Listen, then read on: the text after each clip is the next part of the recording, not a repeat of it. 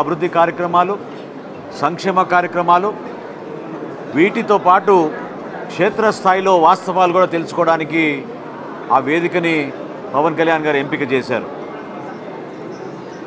జనసేన పార్టీలో ఉన్న శ్రేణులందరికీ కూడా ఒక ఉత్సాహం నింపే విధంగా, ప్రతి ఒక్కరిని ఆహ్వానించే విధంగా గత 2-3 రోజుల నుంచి వర్షం పడుతున్నప్పటికీ మా నాయకులందరూ కూడా కలిసికట్టుగా ఒక అద్భుతమైన స్వాగతం పలకడానికి విశాఖపట్నం నగరంలో సిద్ధమయ్యారు.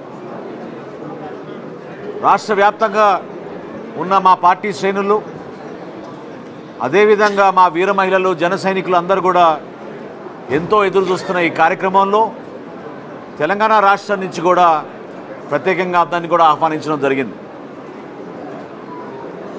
క్రియాశీలక సభ్యత్వంలో పాల్గొన్న ఇతర రాష్ట్రాల్లో ఉన్న మా పార్టీ సభ్యుల్ని కూడా, వాళ్ళని కూడా కొంతమందిని ఆహ్వానించడం జరిగింది.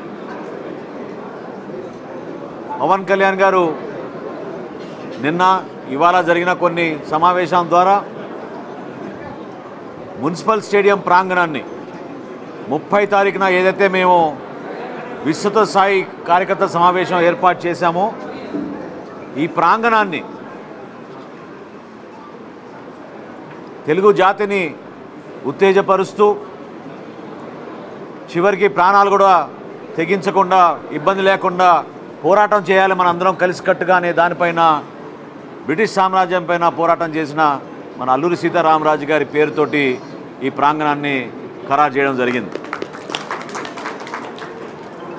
స్టేడియంకి ముఖద్వారాలకి తెన్నేటి విశ్వనాథం గారి ద్వారం, అదేవిధంగా శ్రీ కోడి రామ్మూర్తి గారి ద్వారం, శ్రీ గురజాడ అప్పారావు గారి ద్వారం, వీరనారి గున్నమ్మ గారి ద్వారం, చివరికి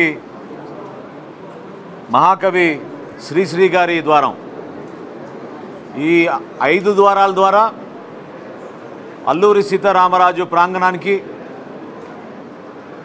రాష్ట్ర నలుమూల నుంచి వస్తున్న జనసేన పార్టీ క్రియాశీలక కార్యకర్తలు, నాయకులు, గౌరవ శాసనసభ్యులు, పార్లమెంట్ సభ్యులు, శాసన మండలి సభ్యులు అందరూ కూడా 30 తారీఖున 1 గంట నుంచి ప్రారంభమయ్యే సభలో పాల్గొంటారు.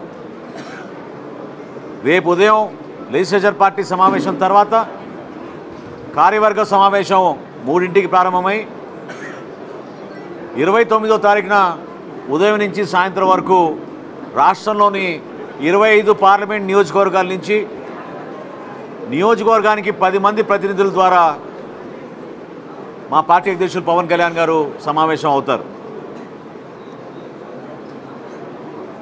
అనేక అంశాలపైన చర్చించుకోవడమే కాకుండా భవిష్యత్తులో మనం ఎంపిక చేసుకోవాల్సిన ప్రణాళిక, ఏ విధంగా మన కూటమి ప్రభుత్వాన్ని బలోపేతం చేసుకుంటూ, పార్టీని సంస్థాగతంగా బలోపేతం చేసుకుంటూ, అంతిమంగా ప్రజానీకానికి మెరుగైన సేవలు అందించడానికి కలిసికట్టుగా ఏ విధంగా అడుగులు ముందుకేయాలో ప్రతి ఒక్కరికి మా పార్టీ అధ్యక్షులు పవన్ కళ్యాణ్ గారు ఆ రోజున ఒక రోడ్ మ్యాప్ ఖచ్చితంగా ఇస్తారు. ఈ సందర్భంగా విశాఖపట్నం ప్రజలకి, ఇక్కడ విచ్చేసిన మీడియా మిత్రులకు, మా పార్టీ నాయకులకు ప్రత్యేకంగా పేరు పేరున అందరికీ నేను సహకరించినందుకు మనస్ఫూర్తిగా కృతజ్ఞతలు చెప్తున్నాను. రాబోయే 3 రోజులు కూడా ఒక అద్భుతమైన పండుగ వాతావరణంలో జనసేన పార్టీ సంబరం, సామాన్యుడితో పాటు నాయకులకి కూడా ఒకే వేదిక ఏర్పాటు చేయడం జరిగింది. సేనతో సేనాని అనే కార్యక్రమం ద్వారా పార్టీ అధ్యక్షులు పవన్ కళ్యాణ్ గారు అందరి అభిప్రాయాలు వినడానికి, వారు ఏ విధంగా భవిష్యత్తులో ఉండాలి మన రాష్ట్రాన్ని కోరుకునే పద్ధతిలో ముందుకెళ్తున్నప్పుడు దానికి సమయం కేటాయించి ప్రత్యేకంగా ఆయన రావడం జరిగింది. 3 రోజుల పాటు పవన్ కళ్యాణ్ గారు విశాఖపట్నంలోనే ఉంటారు. ఈ కార్యక్రమాల్లో ఎవరికైతే ఆహ్వానం పంపామో వాళ్ళందరూ కూడా తప్పకుండా వచ్చి ఈ కార్యక్రమం ద్వారా తిరిగి వెళ్ళినప్పుడు వాళ్ళ నియోజకవర్గాల్లో, వాళ్ళ జిల్లాల్లో మన రాష్ట్రానికి ఉపయోగపడే విధంగా పునరంకితం అవుతారని మనస్ఫూర్తిగా ఈ సందర్భంగా కోరుకుంటున్నాను. రాష్ట్రంలోని ముఖ్యమైన నాయకులకు, క్రియాశీల సభ్యులకు డిజిటల్ పాసులు ఆల్రెడీ పంపడం జరిగింది.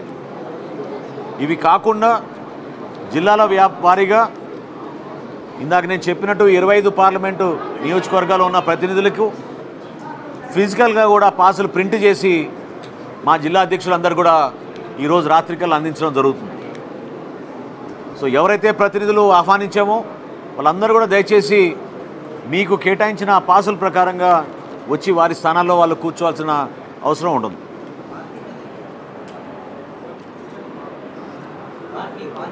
ఓకే, జీవీఎంసీ అధికారులతోటి అనేక సందర్భాల్లో సమావేశం అయ్యి ఎక్కడైతే పోలీసు అధికారులు సూచించారో దానికి అనుగుణంగా 4 వీలర్ పార్కింగ్, 2 వీలర్ పార్కింగ్ మా స్థానిక శాసనసభ్యులు వంశీ గారి నాయకత్వంలో, అదేవిధంగా దూర ప్రాంతాల నుంచి ఎవరైనా బస్సుల్లో ప్రయాణం చేస్తూ వస్తుంటే వాళ్ళు కూడా సౌకర్యాలు కల్పించే విధంగా అన్ని ఏర్పాట్లు చేయడం జరిగింది.